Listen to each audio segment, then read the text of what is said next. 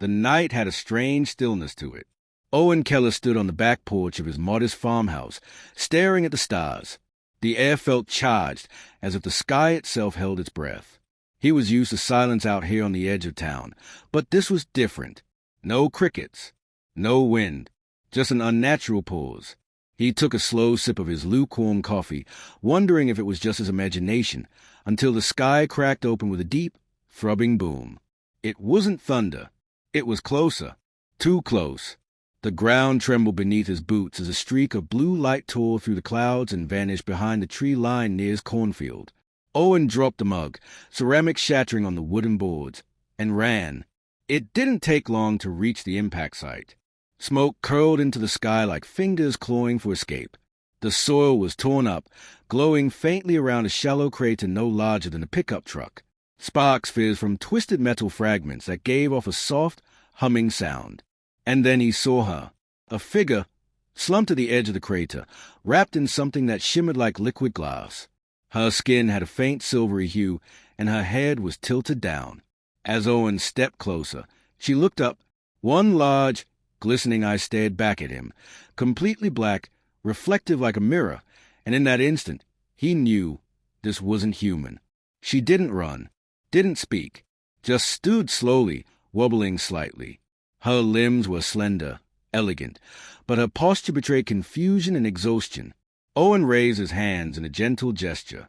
"It's okay," he said, voice low, heart hammering. "I'm not gonna hurt you." Her lips parted. A soft voice emerged, melodic, hesitant. "Kia, yeah, they mean hi." Owen blinked. The words meant nothing to him.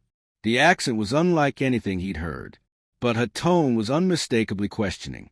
He nodded slowly. "Earth. Yes." She repeated the word carefully. "Earth." Owen stepped forward. She didn't back away, but her gaze darted around, alert and cautious. He noticed her bare feet trembling against the cool grass. "You're hurt?" he asked, gesturing to her leg. She followed his movement, then muttered something again, another stream of incomprehensible words. But one stood out. Dad. He didn't understand the rest, but the pain in her voice told him enough. "Come on," he said, motioning toward the house. "You need help." She hesitated. I locked onto his. Then she nodded. Inside, Owen wrapped a blanket around her narrow shoulders and offered her water. She sniffed it, sipped, then looked at him with something like gratitude. He pulled out his phone and opened the translation app. "Speak," he encouraged. She hesitated again, then said softly, "Pawnee." He entered the word. The app lit up. "Water." He stared. "Wait a second. Urdu." She repeated another word, "Dusty," which the app translated as friendship. Owen leaned back, stunned. "You speak Urdu? Why would an alien speak Urdu?" She cocked her head, as if trying to understand his expression. Then she pointed to his chest and said, "Insan." "Human." He nodded. "Yes, human. You, not from here." She lowered her gaze and whispered something too fast for the translator, but her expression darkened. "Fear. Lust. Maybe both." Later that night, unable to sleep, Owen posted a short clip of her voice, carefully edited to hide her appearance, on a language forum with a simple caption. "What language is this? Anyone recognize it?" Within minutes, the responses poured in. "This is Urdu." "She's speaking perfect Urdu. Who is this?" "Where did you find this clip? This isn't a prank, right?" Owen stared at the screen, breath caught in his chest. His phone buzzed again with a private message from someone in Karachi. She said, "I came in peace. I need help. Please don't send me back." He looked at the girl, sitting quietly by the fireplace, curled beneath the blanket, her one eye half closed. She looked small now, fragile. None of this made sense. And yet, it all felt strangely real. Outside, the stars had returned to their steady twinkle, indifferent as ever. But Owen Keller's world had changed forever. And somewhere deep in his gut, he knew this was only the beginning. The girl, if she could be called that, had taken to mimicking Owen's gestures with a childlike curiosity. Her single, expressive eye tracked everything he did. When he reached for a spoon, She did the same. When he drank water, she followed, pausing first to smell it, as though confirming it was safe. She understood nothing at first, but she learned quickly. Owen, meanwhile, immersed himself in learning Urdu. He downloaded language apps, joined online forums, and even reached out to a linguist at the local university. But there was a limit to how far technology could bridge the divide. Many of her words were layered with emotion, metaphor, or some deeper cultural nuance that the software could not process. Still, he tried.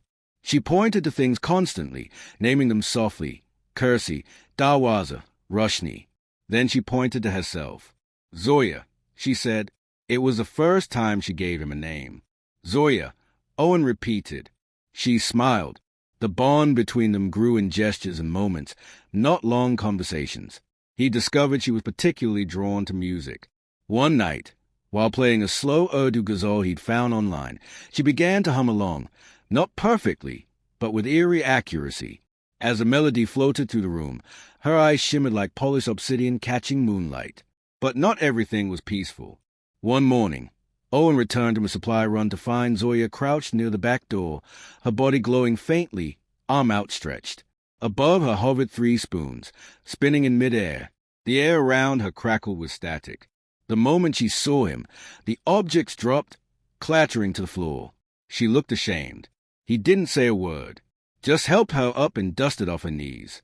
That night, he asked her slowly, using the translator, "Where are you from?" Zoya looked into the fire for a long time before replying, Dushree Junior Sahane. From another world. Then she placed a hand to her chest. Lortna Mushkil High. Returning is difficult. Owen leaned forward. Why? She hesitated, then traced a circle in the air. With a few graceful motions, she sketched what looked like a solar system. 1 star flared red. Then she drew lines that looked like explosions, falling debris. Her voice trembled. Hamla Hua Tiete. There was an attack. He watched in silence as she finished with a final symbol. Her planet, crossed out. He didn't know what to say. She wasn't just visiting. She was a refugee. Over the next few days, she started writing more. Symbols, swirling scripts, fragments of what looked like Urdu infused with something entirely otherworldly. When she drew, her eye would focus intensely, and the tip of her finger glowed faintly blue. Owen photographed the drawings and posted them online, asking for help. But no one could decode them.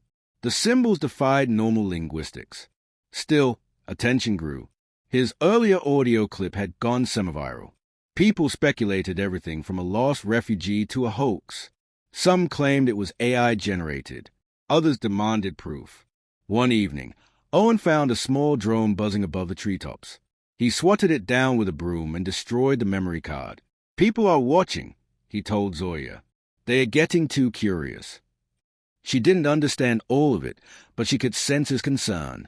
She stayed inside after that, usually near the fireplace or the attic window, watching the stars. Then came the dream. Owen found himself standing on a massive balcony under a violet sky. A city stretched before him, glowing with soft, iridescent light. In the dream, Zoya stood beside him, dressed not in the rough fabric she wore on Earth, but in robes of silver and blue. Her eye blinked slowly, and then she spoke, not with her mouth, but into his mind. He saw a planet, oceans of glass, cities woven into trees, language formed in song rather than speech. He felt her sorrow as that beauty burned. Explosions. Ash. Silence. The image ended with a starship, her escape pod, fleeing a collapsing world. Owen woke up gasping.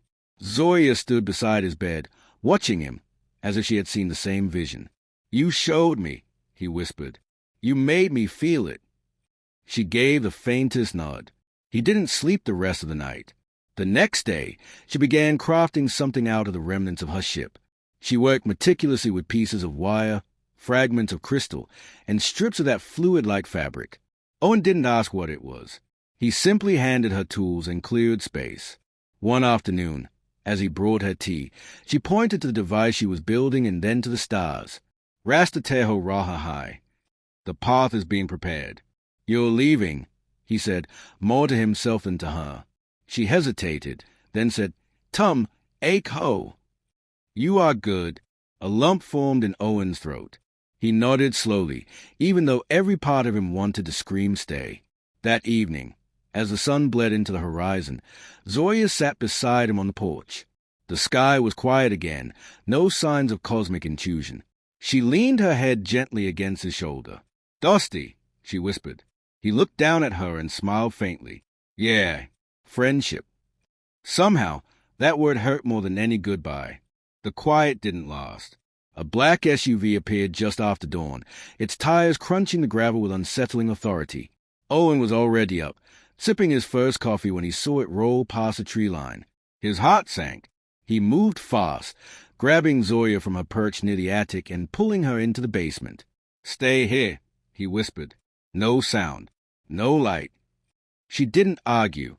Her single eye looked into his with calm understanding. She touched his wrist. "Walk day guy high." The time has come. 3 men stepped out of the vehicle. Suits, earpieces, clean shoes that didn't belong anywhere near farm. One of them flashed a badge he didn't offer to explain. "Mr. Keller," he said, "we're investigating some recent activity in this area. Reports of lights. Disturbances." Owen stood his ground. "Sky's been strange lately.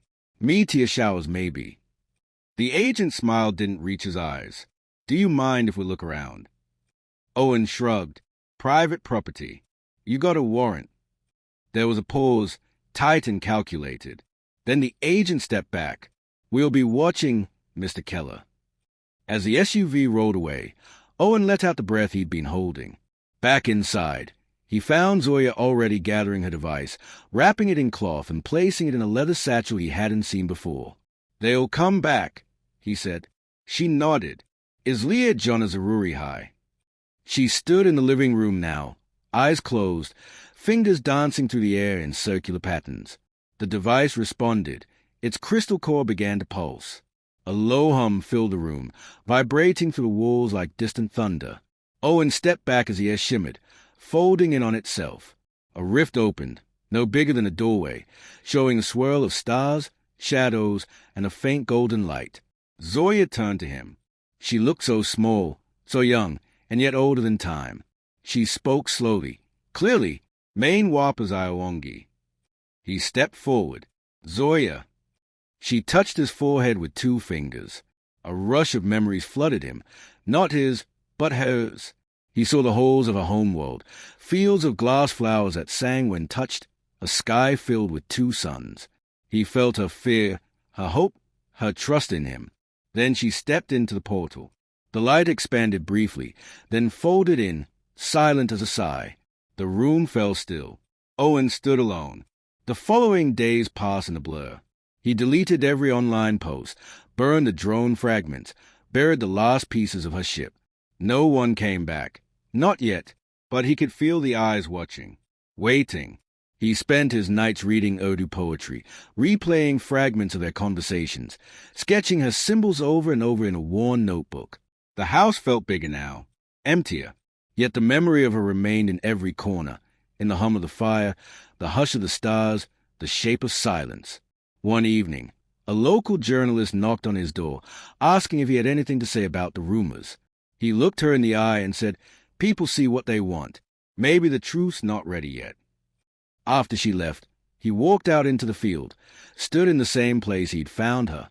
The earth had healed, but he hadn't. Not yet. Above him, the stars blinked quietly, and somewhere out there, he believed, Zoya was watching. The seasons changed slowly on the farm. Winter bled into spring. The fields thawing, the air no longer sharp with cold. Life resumed its routines, planting, mending, fixing what time had worn down. But for Owen Keller, nothing felt ordinary anymore. Every sunrise reminded him of the morning she vanished.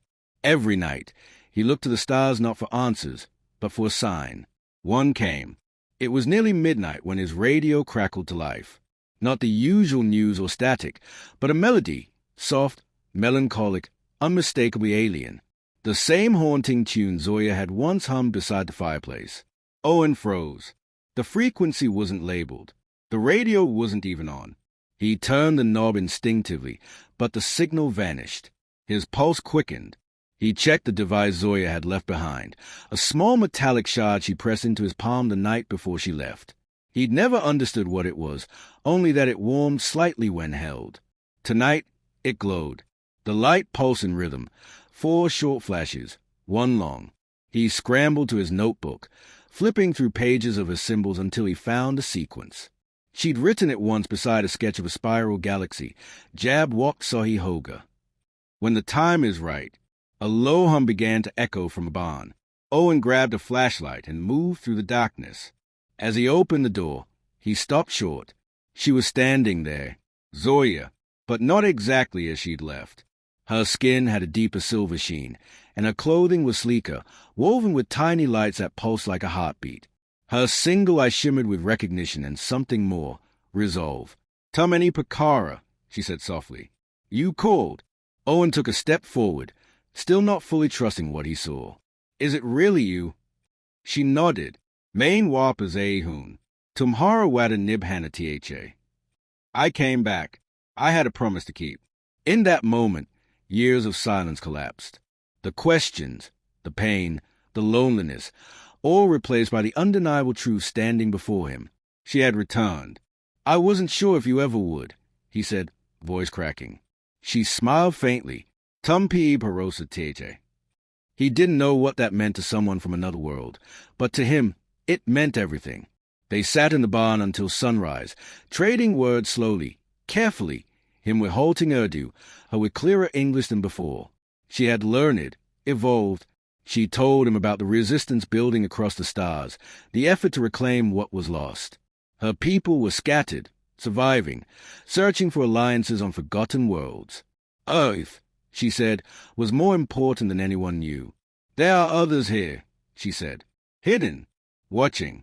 Some like me, some not." Owen frowned. "You mean aliens?" She nodded. "Some peaceful, some dangerous. They blend in." A new tension crept into the conversation. "You came back for me," he said quietly. Zoya looked at him for a long moment. "Or Kuchob he." And something else. She pulled a thin disc from her satchel, no bigger than a coin. When placed on the ground, it projected a soft hologram, a map of Earth dotted with glowing marks. "These are entry points. Old ones, forgotten, but they're opening again." He stared. "Why show me this?"